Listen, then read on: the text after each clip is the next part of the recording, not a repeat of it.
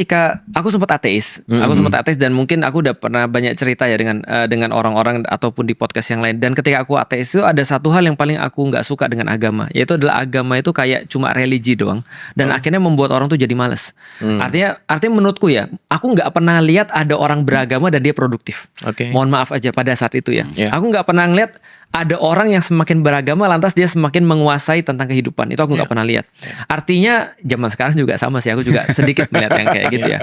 Nah, artinya aku melihat kayak agama ini untuk apa kalau gitu sebenarnya. Karena kalau misalnya kita berbicara tentang, ya lu bisa ngomong tentang dalil, lu bisa jadi hafal dengan Al-Quran, tapi kan sebenarnya hidupmu kan tidak ditandai dengan itu. Bahkan kalau sekarang kita coba simulasi, andai kan ada di satu pulau misalnya, terdamparlah 100 orang, sedangkan resources yang ada cuma bisa untuk 5 orang. Aku rasa mungkin aku dibunuh duluan, gitu kan ya, karena mungkin nggak ada gunanya kan ya. Orang akan cari yang pertama mungkin orang yang bisa value orang tersebut yang bisa bikin rumah misalnya, ataupun ada orang yang bisa kemudian untuk nyari makanan ataupun bisa cultivate makanan dan seterusnya. Nah, artinya pertanyaannya pada saat itu agama untuk apa?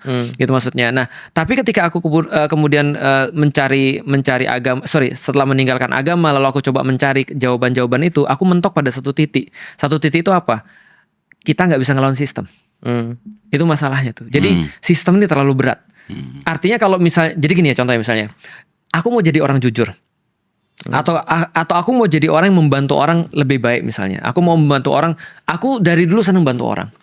Ketika ada orang yang putus sekolah, aku merasa iba. Meskipun aku nggak bisa bantu dia secara langsung, minimal aku akan hibur dia. Atau ketika aku ngelihat ada orang nggak bisa makan, aku tuh sedih ketika ada orang nggak bisa makan. Tapi aku tahu ketika aku berpikir terus menerus, sampai pada satu titik kita itu tidak akan pernah bisa melakukan apa-apa karena kita selalu kalah melawan dengan sistem. Artinya kalau aku nolong orang satu persatu, sistem menciptakan orang-orang miskin dan orang-orang susah dan orang-orang bodoh secara kemudian masif dan kemudian sistematis dan teratur. Sehingga kita tidak akan bisa menolong semua orang pada akhirnya. Kita nggak akan pernah bisa jadi orang baik, atau kita nggak akan bisa pernah menyelesaikan seluruh permasalahan ini.